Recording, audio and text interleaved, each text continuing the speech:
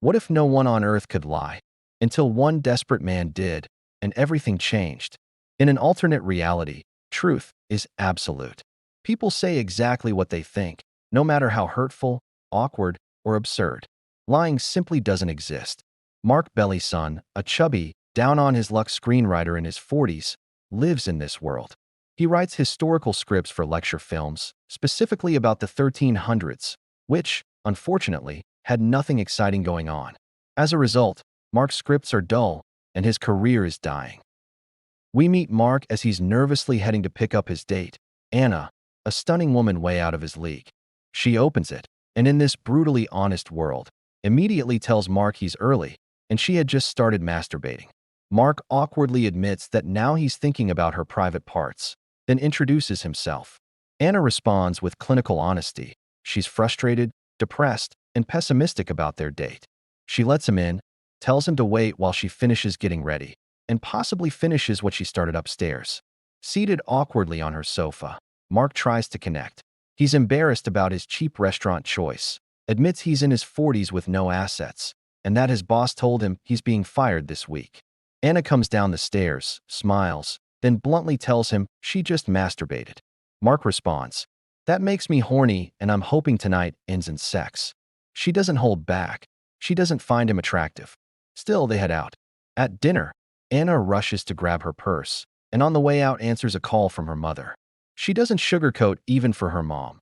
Mark is unattractive, low-earning, a bit fat with a funny snub nose, but kind of funny and nice. She says she won't be kissing him, let alone sleeping with him.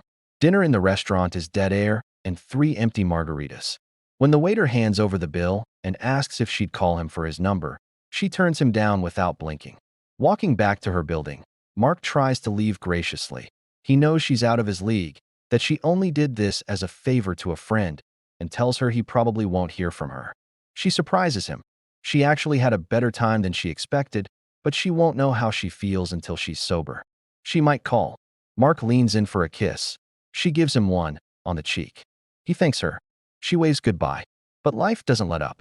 The next morning, at work, Mark is humiliated during a tour when the guide introduces him as one of the company's least successful writers, adding he's probably getting fired that day.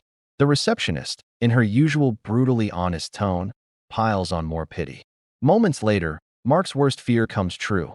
His boss, reluctantly and awkwardly, fires him for being boring. To top it off, Brad Kessler, handsome, successful, and smug, rubs it in, calling Mark a failure. But he also admits he always found Mark unsettling, like there was something about him he couldn't quite understand. Mark leaves dejected. With no job and only $300 left, his landlord demands rent, $800, no extensions. Desperate, Mark heads to the bank to withdraw his last $300. But the system is down. The teller asks how much he wants to withdraw. And then, something clicks in Mark's brain.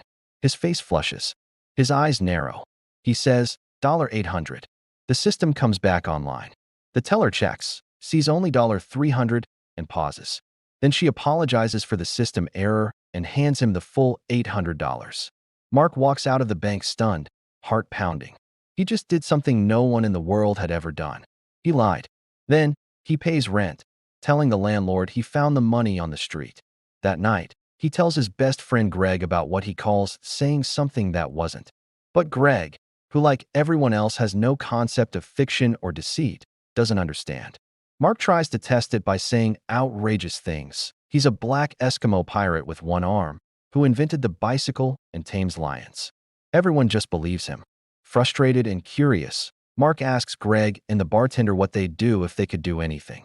They both say the same thing: have sex with beautiful women. Mark sighs, then walks outside with a strange, determined look. Soon, he spots a blonde on the street and shouts, "Wait! The world is going to end if we don't have sex right now." She freezes, terrified, and agrees. At the motel, just before anything happens, Mark's conscience kicks in. He fakes a phone call to NASA, says the world isn't ending, and walks away. This is the beginning of Mark's new life as the only man on Earth who can lie. And he starts using it to his advantage. Hold up, quick reality check.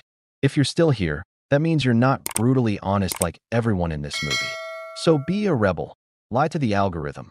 Smash that like button. Subscribe like you mean it. When Greg is pulled over for drunk driving on their way to a casino, Mark tells the cop Greg isn't drunk. The officer believes him and lets them go. Inside the casino, Mark cheats his way to a fortune. He moves bets on the roulette table after the number hits. No one questions him. He lies about hitting the jackpot on a slot machine. He gets paid. Soon, Mark and Greg leave the casino staggering under overflowing buckets of chips. Greg declares it's the best night of his life. Mark just nods, the power settling in him. But Mark doesn't stop at selfish gain. He sees his neighbor Frank about to end his life and tells him not to, because things will get better, that he'll find love. Frank listens.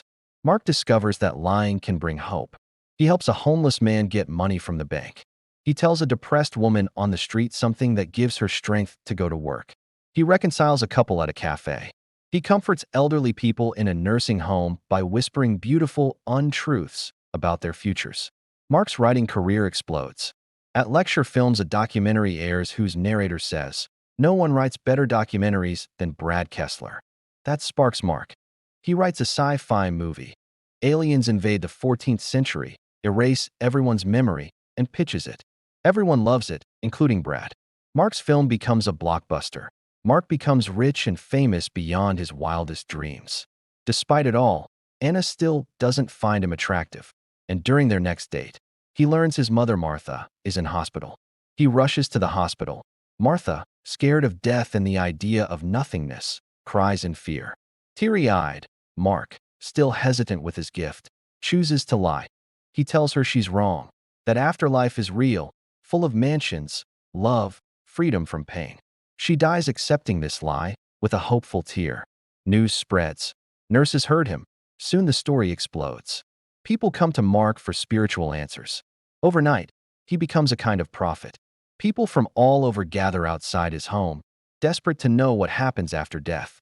Under pressure, Mark invents a being, the man in the sky, who controls everything. He writes 10 rules on 2 pizza boxes, his version of the commandments. He claims people who do good will go to a happy place when they die, unless they do more than 3 bad things. People believe. A new kind of religion is born. That might have been enough: wealth, power, purpose. But Anna still loves Brad. On a park date, she asks, "Would good genes and money make our kids attractive?" Despite his urge to lie and lie for her, Mark tells the brutal truth. No, it wouldn't. Anna, practical and appearance-driven, eventually accepts Brad's proposal.